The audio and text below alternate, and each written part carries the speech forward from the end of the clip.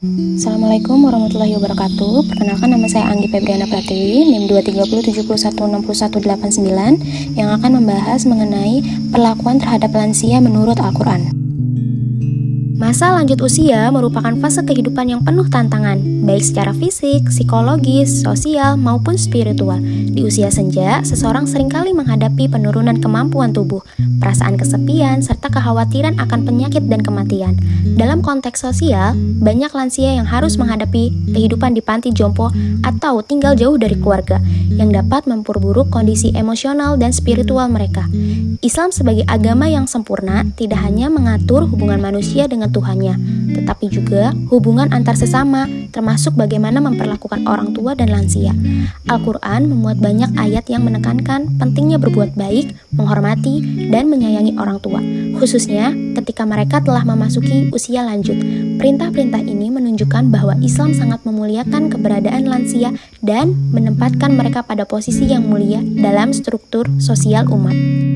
Perlakuan terhadap lansia menurut Al-Quran disertai ayat-ayat pendukung. Pendekatan ini diharapkan dapat menjadi landasan dalam membangun budaya peduli lansia yang berakar pada nilai-nilai agama dan kemanusiaan.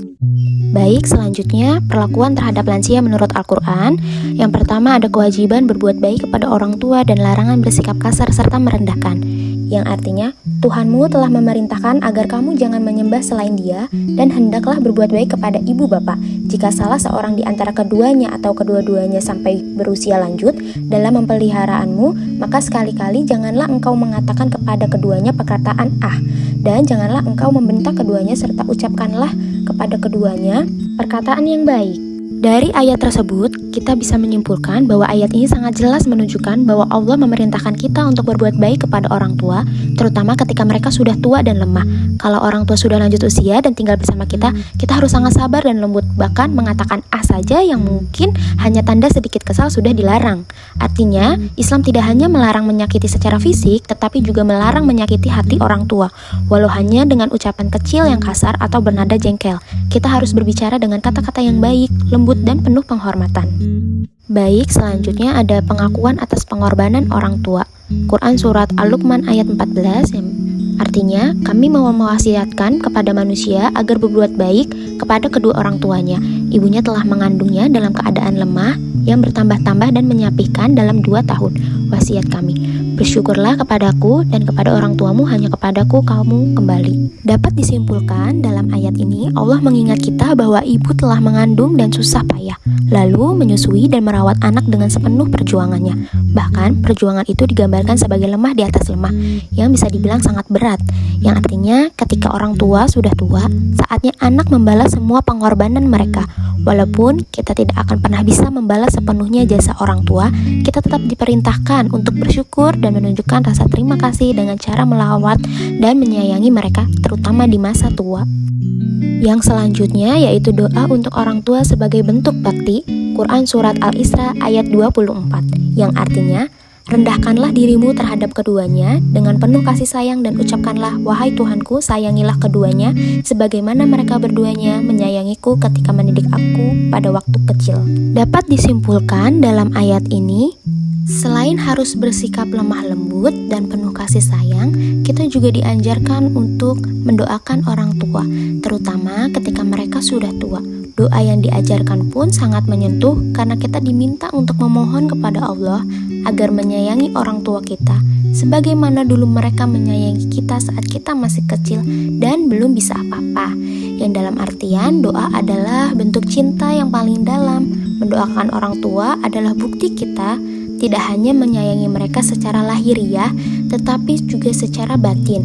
Ini juga menunjukkan bahwa berbakti kepada orang tua bisa berhenti hanya saat mereka hidup, tapi juga terus dilanjutkan bahkan setelah mereka wafat. Baik, selanjutnya yaitu memberikan nafkah dan perlindungan, yang artinya mereka bertanya kepadamu, Nabi Muhammad, tentang apa yang harus mereka infakkan. Katakanlah harta apa saja yang kamu infakkan hendaknya diperlukan bagi kedua orang tua, kerabat, anak-anak yatim, orang-orang miskin, dan orang yang dalam perjalanan.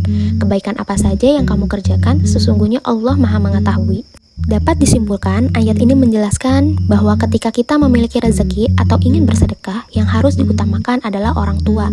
Saat mereka sudah lanjut usia, bisa jadi mereka sudah tidak bekerja lagi, tidak punya penghasilan atau tidak mampu memenuhi kebutuhannya sendiri. Yang dalam artian, anak memiliki tanggung jawab untuk menafkahi dan melindungi orang tua yang sudah lansia. Islam tidak hanya memerintahkan kasih sayang dalam bentuk kata dan perbuatan, tetapi juga dalam bentuk bantuan materi bila orang tua membutuhkannya. Selanjutnya ada menurut para ahli. Yang pertama menurut Sheran, Anderson, dan Manopo 2023, lansia yang mendapatkan dukungan dari keluarga baik secara emosional, instrumental, maupun informatif cenderung memiliki kualitas hidup yang lebih baik dibandingkan lansia yang tidak mendapatkan dukungan tersebut. Yang kedua ada dari pendapat Astuti, Sari, dan Pradana 2024 menyatakan bahwa keluarga yang memberikan perhatian, kasih sayang, dan dukungan psikologis secara rutin mampu meningkatkan perasaan dihargai pada lansia yang berdampak pada meningkatnya kebahagiaan dan kepuasan hidup. Nah, kita bisa simpulkan nih dari keduanya, perlakuan baik terhadap lansia tidak hanya berdampak positif pada kesejahteraan psikologis dan sosial mereka, seperti meningkatnya kualitas hidup, rasa dihargai, kebahagiaan, dan kepuasan hidup, tetapi juga merupakan refleksi nyata dari nilai-nilai ajaran Islam. Dari Islam sendiri menekankan pentingnya berbakti kepada orang tua dan memperlakukan mereka dengan penuh kasih dan hormat, serta kelembutan, terutama di usia lanjut saat mereka semakin rentan.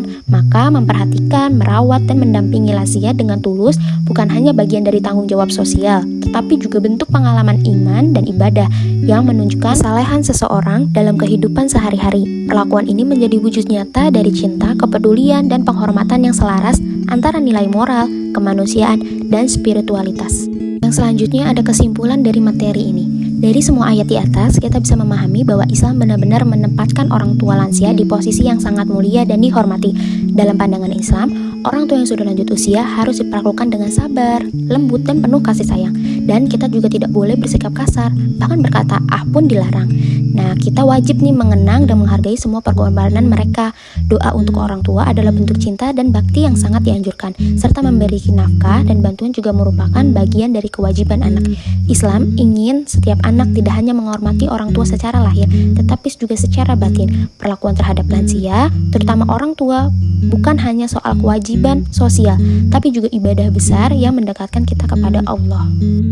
Baik, terima kasih atas perhatiannya. Semoga sedikit pemaparan materi tadi bisa bermanfaat untuk kita semua dan bisa kita terapkan ke dalam kehidupan sehari-hari.